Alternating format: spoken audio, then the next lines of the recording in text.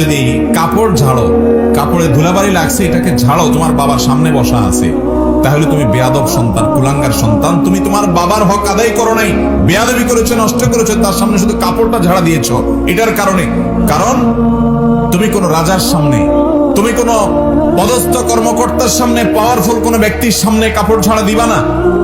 তোমার বিবেকে বাঁধবে, দুনিয়ার যত বড় নেতা, যত বড় ব্যক্তি হোক, যত বড় আলেম হোক, যত বড় হুজুর হোক, যত বড় শেখ হোক, যত বড় আল্লাহর নেককার বান্দা হোক, যত বড় ইমাম খতিব হোক, হারামের ইমাম হোক, তোমার কাছে তোমার মা বাবার চাইতে বেশি শ্রদ্ধা পাওয়ার উপযুক্ত আল্লাহর জমিনে আর কেউ নাই। আবু হুরায়রা রাদিয়াল্লাহু তাআলা আনহু, তিনি এক ব্যক্তিকে দেখতে পাচ্ছেন যে সেই লোকটা আরেকজনের সাথে হেঁটে আসছে। তিনি থামায় বললেন যে তোমাদের একজনের সাথে আরেকজনের কি সম্পর্ক, অর্থাৎ তোমরা কি কেউ কারো কিছু হও কিনা। তার সন্দেহ হলো। তখন ছেলে বলল যে উনি আমার বাবা। তখন আবু হুরায়রা বললেন, তোমার বাবা? তুমি শুনে রাখো, যদি এই লোকটা তোমার বাবা হয়ে থাকে তাহলে কখনো তার নাম ধরে ডাকবে না, আর তার আওয়াজের উপরে কোনো দিন তোমার আওয়াজ হবে না। তিনি যে আওয়াজে কথা বলবেন তার চাইতে বড় আওয়াজে তুমি কথা বলবা না। তার চাইতে বেশি উচ্চ আওয়াজ তুমি যদি কথা বলো তাহলে তুমি বাবার কুসন্তান, এবং এর জন্য কিয়ামতের ময়দানে ওই যে বান্দার হক নষ্ট করেছো তুমি, সবচেয়ে বড় হক বাবার হক, মায়ের হক, সেটা তুমি নষ্ট করেছো, এজন্য তোমাকে জবাবদিহি করতে হবে।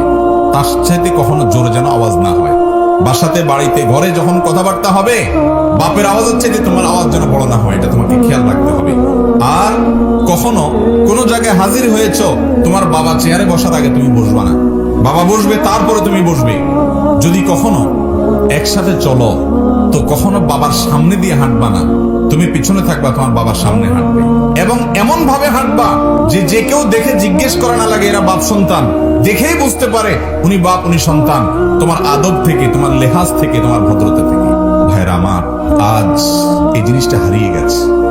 আজ আমাদের তরুণদের কাছে, যুবকদের কাছে, বিভিন্ন বয়সের মানুষের কাছে যার সাথে সবচেয়ে বেশি দুর্ব্যবহার করা যায়, যার চাইতে সবচেয়ে বেশি রাগ ঝাড়ে যায়, যার চাইতে সবচেয়ে বেশি ঝাড়ি দিয়ে কথা বলা যায়, সেই লোকটার নাম হলো মা।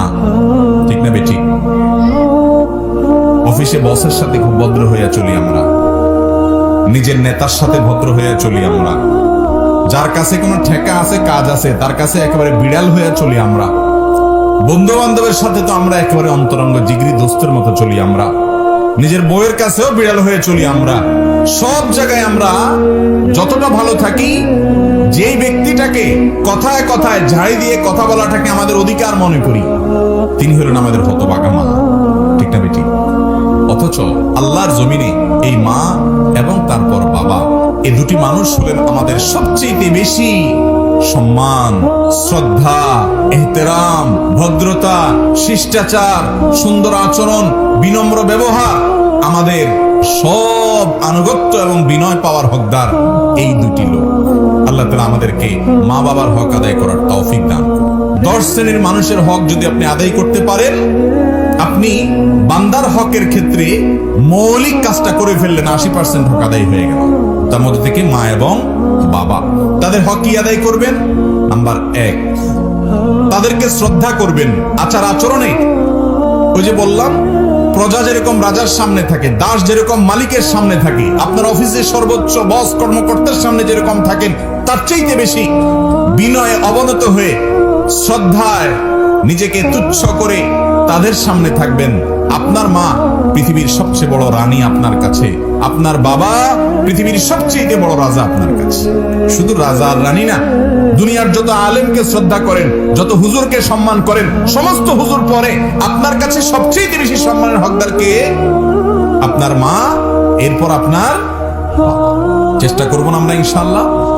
তাহলে ওনাদের প্রতি আমাদের কর্তব্য পালন করার জন্য মৌলিকভাবে আমরা কয়েকটা কাজ করব। নাম্বার 1, বিনয়ে অবনত হওয়া, বিনয়ী হয়ে থাকা, নিজেকে তুচ্ছ করে রাখা, এবং তাদের সামনে আদব লেহাজ যেগুলো বললাম সেগুলো খেয়াল করে চলা। 1, এটা হলো আচরণগত। নাম্বার 2, তারা যত নির্দেশ করবেন, অন্যায় যদি কোনো নির্দেশ না করেন, কোনো হারাম নির্দেশ না করেন, তাহলে সেক্ষেত্রে সেই নির্দেশটা আমার মাথার উপরে থাকবে। আল্লাহ এবং তার রাসূলের নির্দেশের পর যার নির্দেশ পালন করতে আমি বাধ্য, কোরআন আমাকে বাধ্য করেছে, হাদিস আমাকে বাধ্য করেছে। নবীজি সাল্লাল্লাহু আলাইহি ওয়াসাল্লাম বলেছেন, রিদার রাব্ব ফি রিদাল ওয়ালিদাইন ওয়া সাখাতুর রাব্ব ফি সাখাতিল ওয়ালিদাইন। তোমার মা বাবা তোমার উপরে খুশি তো তোমার আল্লাহ তোমার উপরে খুশি, মা বাবা বেজার তো আল্লাহ তোমার উপরে বেজার।